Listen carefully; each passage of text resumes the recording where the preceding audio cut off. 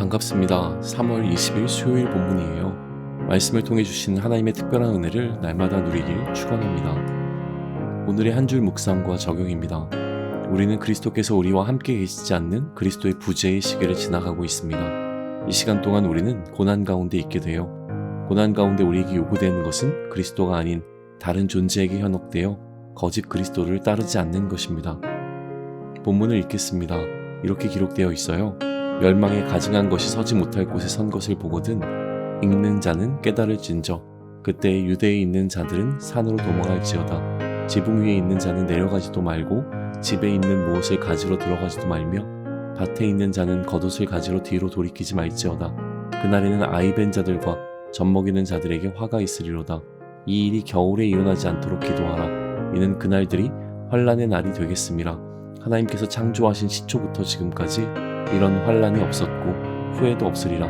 만일 주께서 그날들을 감하지 아니하셨더라면 모든 육체가 구원을 얻지 못할 것이거늘 자기가 택하신 자들을 위하여 그 날들을 감하셨느니라. 그때에 어떤 사람이 너희에게 말하되 보라 그리스도가 여기 있다 보라 저기 있다 하여도 믿지 말라. 거짓 그리스도들과 거짓 선지자들이 일어나서 이적과 기사를 행하여 할 수만 있으면 택하신 자들을 미혹하려 하리라. 너희는 삼가라. 내가 모든 일을 너희에게 미리 말하였노라. 그때에 그 환난 후 해가 어두워지며 달이 빛을 발하지 아니하며 별들이 하늘에서 떨어지며 하늘에 있는 권능들이 흔들리리라. 그때에 인자가 구름을 타고 큰 권능과 영광으로 오는 것을 사람들이 보리라. 또 그때에 그가 천사들을 보내어 자기가 택하신 자들을 땅끝으로부터 하늘 끝까지 사방에서 모으리라. 아멘. 하나님의 말씀입니다. 해설입니다. 예수님께서는 성전이 무너지는 일이 일어나기 전 징조에 관해 물은 제자들의 질문에 대한 답을 주셨어요. 멸망에 가증한 것이 서지 못할 곳에 선 것이 징조라고 하셨죠. 멸망에 가증한 것이라는 표현은 다니엘서에 등장하는 표현인데 다니엘서에서는 BC 167년에 있었던 안티오쿠스 에피파네스가 성전의 이방 제단을 쌓은 일에 관해 예언할 때 사용되었어요. 그러다 보니 예수님의 말씀에는 구체적인 장소가 등장하지는 않지만 성전에서 이방신과 관련된 어떤 사건이 일어날 것에 관해 말씀하시는 것을 해석하는 것이 일반적입니다. 마가는 읽는 자는 깨달으라는 자신의 메시지를 추가하고 있어요. 그래서 어떤 사람들은 마가복음이 쓰여진 시점에 아직 성전은 무너지지 않았지만 예수님께서 말씀하신 이 징조는 이미 일어났다고 해석해요. 그렇기에 그 시대를 살아가는 독자들에게 마가는 이 징조가 무엇인지 깨달으라고 말했다는 것이죠. 이러한 관점에서 역사를 살펴보면 67년에 있었던 열심당이 성전을 장악하고 마음대로 대제사장을 세운 사건이나 70년에 티투스 장군이 성전에 들어왔던 사건 등이 이 가증한 것이 세워진 일로 설명되어져요. 정확한 역사적 사건을 지목할 수는 없지만 이 일로 발생할 사건은 유대 전 지역에 영향을 미치는 규모였을 거예요. 그래서 예수님은 유대에 있는 자들은 이 일을 피해 산으로 도망가라고 하셨어요.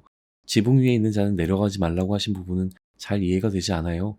지붕에서 내려가지 않고는 산으로 도망칠 수 없으니까요.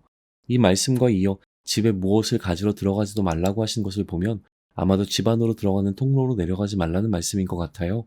대신 지붕에서 건물 외부로 통하는 계단을 통해 지체하지 말고 즉시 피신하라고 말씀하신 것이죠.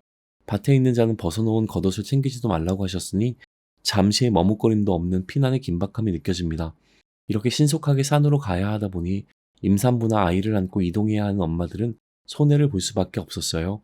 겨울에는 물이 불어나서 강을 건너는 것이 쉽지 않았기 때문에 이 일이 겨울에 일어나지 않도록 기도하라고 하셨어요.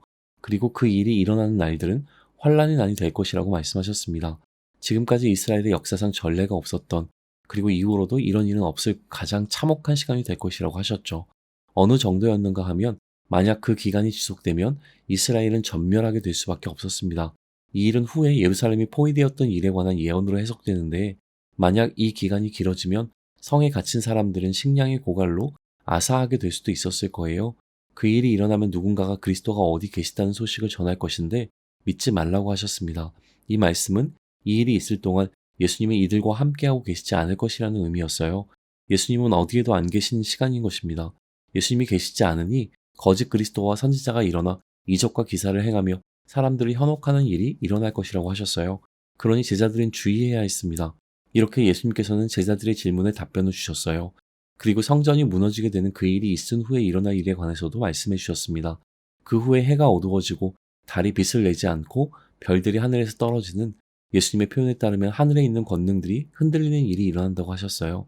이것도 하나의 징조였는데 그 일이 일어나면 예수님께서 구름을 타고 큰 권능과 영광으로 오는 것을 보게 될 것이라고 하셨습니다. 그리고 예수님이 천사를 보내셔서 자기가 택한 자들을 모으실 것이라고 하셨어요. 이 예언이 이미 이루어졌다고 보는 사람들은 예수님께서 구름을 타고 큰 권능과 영광으로 오는 사건을 부활하시고 승천하셔서 하나님 우편에 앉으시는 사건으로 천사들을 통해 택하신 이들을 부르시는 일은 선교사를 통한 선교의 사역으로 해석합니다. 의미 있는 해석이지만 우리는 예수님의 말씀 그대로 예수님이 다시 오시는 때에 일어날 일로 해석하는 것이 좋겠습니다. 그러니 우리가 살아가는 지금은 성전은 이미 무너졌지만 예수님께서는 아직 오시지 않은 시점인 것이죠. 묵상입니다. 오늘 본문에서 묵상해 볼 것은 이스라엘 역사상 전무후무한 환란의 날이 임하게 되어지면 그날을 어떻게 대비할 것인지를 알려주셨어요. 하지만 그 환란의 날 그리스도께서는 이들과 함께 하시지 않는다는 사실이 중요합니다. 이 환란의 시간은 그 어느 때보다 그리스도가 절실하게 필요한 시간이었을 거예요. 그리스도가 너무나 필요한 시간이지만 그리스도가 계시지 않는 시간이었기에 누군가가 그리스도가 어디에 오셨다고 소문을 내면 사람들은 반응할 수밖에 없었을 거예요. 그리스도스러운 능력을 보이며 자신이 그리스도라고 주장하는 사람들에게 현혹되었을 거고요. 그럼에도 이 걱정스러운 상황에 예수님은 제자들을 그냥 놔두셨어요. 예수님께서는 환란의 날을 내가 막아줄게, 그 환란의 가운데 내가 너희를 보호해줄게 라고 약속하신 것이 아니었습니다. 이 환란의 시간은 반드시 오는데 피할 수 있을 만큼 최대한 피하라고 하셨죠. 그러니 이 말씀을 들은 제자들과 그리스도인들에게 주어진 숙제는 그리스도께서 이 상황 가운데 어떤 일이 있어도 개입하지 않으실 것이라고 하는 사실을 인정하고 그리스도에 관한 소문이나 거짓 그리스도에게 반응하지 않으면서 이 환란을 피하고 견뎌내야 하는 것이에요. 예루살렘 성전이 무너지는 일은 일어났고 아직 예수님은 구름을 타고 오시지 않았기 때문에 우리는 그 중간 시기를 살아가고 있습니다. 그렇게 마가복음의 독자들과 마찬가지로 우리도 그리스도의 부재의 시간을 살아가고 있어요. 예수님의 조언은 여전히 유효합니다. 우리에게도 고난이 찾아올 것인데 우리는 그 고난을 피할 수 있을 만큼 피하기 위해 최대한 애써야 해요. 왜냐하면 이 고난에 그리스도께서는 개입하지 않으실 것이기 때문이에요. 그리스도가 필요한데 안 계시니 이 고난으로부터 나를 구원해 줄 것처럼 여겨지는 다른 대상에 우리는 마음을 빼앗길 수밖에 없습니다. 오늘 본문을 통해 예수님은 우리에게도 그렇게 되지 않도록 주의하라고 말씀하십니다. 적용입니다. 그리스도가 계시지 않는 시간을 살아가는 우리는 어떻게 하면 좋을까요? 그리스도께서 공생애 동안 보여주셨던 방식으로 나의 삶에 직접 개입하지 않으신다는 것을 인정해야 해요. 예수님은 우리에게 너의 인생에 고난이 찾아오지 않도록 해주고 혹시라도 고난이 찾아오면 예수님께서 보호해 주시고 그 고난을 제거해 줄 것이라고 말씀하신 것이 아니잖아요. 환난 가운데 그의 사랑하는 제자들을 버려두셨듯이 고난 가운데 우리를 그냥 두십니다. 다시 오시게 됐다고 약속하셨지만 지금 당장은 예수님께서 우리를 고아와 같이 버려두신 것이 맞아요. 이것을 인정해야 해요. 예수님께서 구름을 타고 다시 오실 때 천사들 통해 나를 부르실 그때까지 나의 상황에 직접 개입하지 않으실 것입니다. 이거를 인정하지 못하면 그리스도가 어딘가에 계시다는 소문에 마음을 빼앗기고 나의 고난을 해결해 주겠다는 거짓 그리스도에게 현혹됩니다. 오늘의 한 줄 묵상과 적용이에요. 우리는 그리스도께서 우리와 함께 계시지 않는 그리스도의 부재의 시기를 지나고 있습니다. 이 시간 동안 우리는 고난 가운데 있게 돼요. 고난 가운데 우리에게 요구되어지는 것은 그리스도가 아닌 다른 존재에게 현혹되어 거짓 그리스도를 따르지 않는 것입니다. 기도드립니다. 우리에게 성령님이 계시지만 그리스도이신 예수님이 계시지 않는 이 시간을 지나는 것이 두렵습니다. 그리스도인으로 살아가며 마주할 고난도 신경 쓰이고 그 고난을 피하기 위해서 다른 존재를 그리스도로 삼아 살아가며 예수님을 잊게 될까 두렵습니다.